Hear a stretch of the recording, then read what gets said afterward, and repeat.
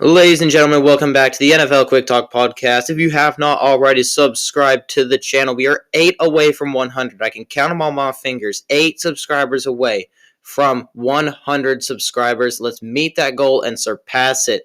Now we get into the video here where I give you 10 of the top free agents I graded and assessed. So let's just get right into it.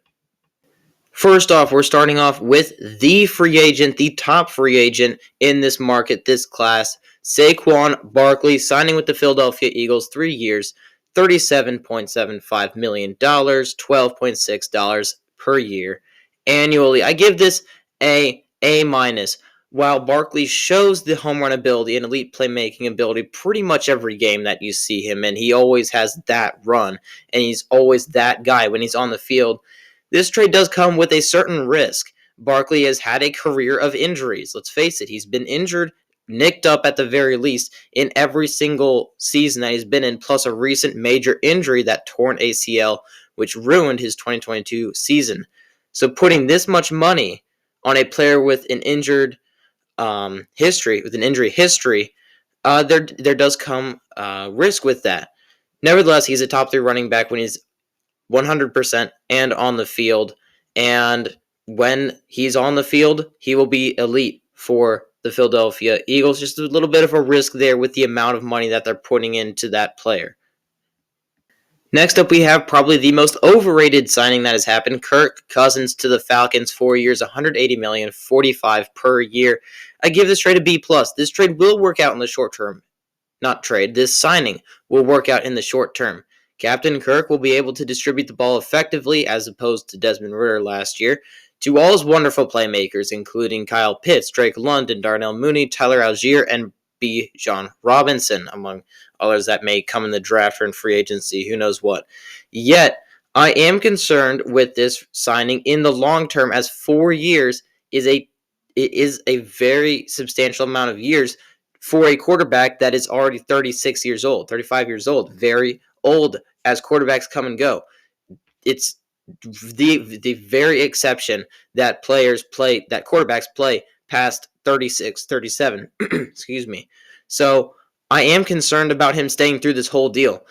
For the first 2 years, he will be worth every penny that they're giving him, and he will probably lead them to the playoffs, in my opinion, in a division that is a little bit on the weaker side.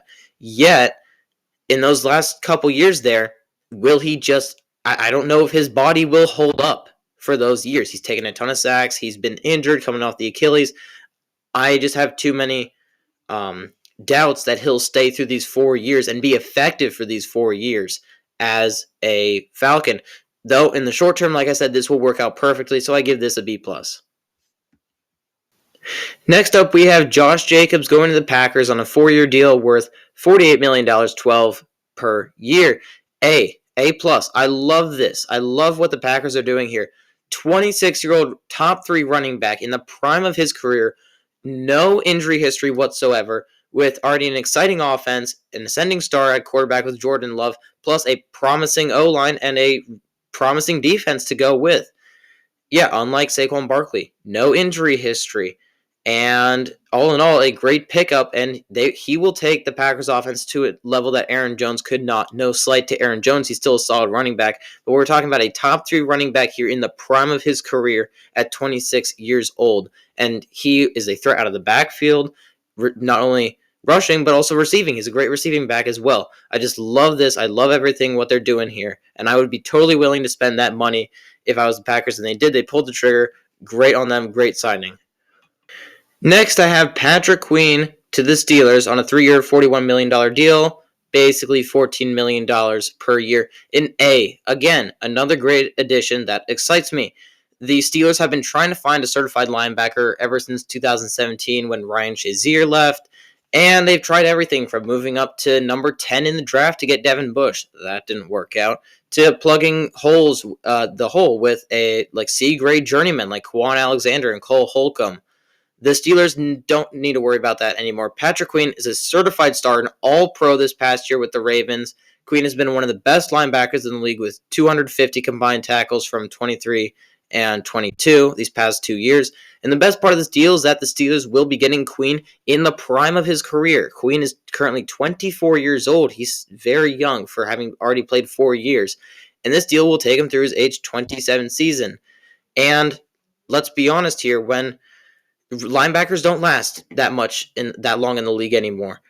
This will be the prime of his career as he enters into his age 25 season. And after this contract, Patrick Queen will be an aging star because, frankly, linebacker is one of the most physically demanding positions on the football field. And it's just, you don't see linebackers play effectively through age 30 season. So they'll be getting Patrick Queen in the prime of his career, very young. And to add injury to insult, the Steelers poached this certified star from their arch rival, the Ravens, which never happens in this rivalry. So good on the Steelers here on getting Patrick Queen. Next up, we have Baker Mayfield re-signing with the Bucs, 3 years, $100 million, B+. In a QB-heavy draft, the Bucs could have restarted the cycle of paying QBs, and they wouldn't have even needed to trade up. They probably could have taken Michael Penix or Bo Nix at where they are, I think, in the mid-20s, 25, 26, something like that. But they decided to pay Baker a boatload, and that's not necessarily a bad thing. Baker's played deserved the pay, taking the Bucs not only to the playoffs, but beating the powerhouse Eagles, who, yes, were on a bit of a downtrend, but they were still a very, very good team. And this way, signing Baker Mayfield, the Bucs know that they have an above-average starter guaranteed for 3 years. Unlike taking a quarterback, there's a certain mystique to it. You don't know really what you're getting. You could be getting a player that's better than Baker, or you could be getting a player that's worse than Baker and having to really restart. And they played it safe here. They know what they're going to get out of Baker Mayfield. You're not going to get ungodly numbers or highlights or anything like that. You're just going to get Baker Mayfield, a mature Baker Mayfield, and he will be able to do exactly what he did last year for a couple more years now. And good on the Tampa Bay Bucs for re-signing them. All right, next up we have Christian Wilkins signing a 4-year, $110 million deal, $27.5 per year. This is a C grade for me. This is average. I wasn't quite sure what the Raiders were really doing here, pouring so much money into a position that was not the most crucial need to fill on the roster defensive tackle. Not really the biggest need for them. Wasn't a strength for them by any means. They needed a guy there, but I'm not sure that paying superstar money for a defensive tackle is the right move here in today's league, not only in today's league, but for the team right now. I mean, there are so many obvious holes all over the place. Their O-line is really a hot mess right now. Corner, even running back with Josh Jacobs leaving. Oh, and by the way, quarterback, I don't think they're running it back with Aiden O'Connell. Sorry to Aiden O'Connell. He'll be a great backup for many years. But don't get me wrong, Wilkins is a stud, very young, will be great for the Raiders, but $110 million is what we call overpaying a guy. So good that Christian Wilkins got the bag, but I just don't see it. I just don't see why the Raiders really did that much for that guy. Moving to our next guy, we have Calvin Ridley signing with the Tennessee Titans for 4 years, $92 million, $23 per year. C+, again, this is overpaying for a position that's not the most pressing need for the Titans. And it just seems like this was a statement telling people, hey, we can pay wide receivers after they traded away 24-year-old A.J. Brown to the Eagles because they wouldn't pay him an extra $5 to $10 million. And see how that turned out. They got Treylon Burks instead, and A.J. Brown went out to play in the Super Bowl for the Eagles, and he's having a much better time with the Eagles right now. And who knows if they could have held on to him and paid him the bag. So this just seems like they're trying to get back for that, and they just tried to send as much money as possible going Calvin Ridley's way to get him to come. Either way, Calvin Ridley got paid like a high-end number one, and he's not. Let's not get it twisted. Ridley is a great complement to a true wide receiver one, but he can't really hold a wide receiver core by himself. Kudos for Calvin for grabbing the bag, but I don't think this was the right move for the Titans throwing this much money at a guy like that. If I was the Titans, 3 years in and in the 50s instead of 90s would be a much better number for me, for a guy that can still hoof it. People are coming off the suspension that he couldn't do anything, but he proved to be a very effective wide receiver with the right guys around him.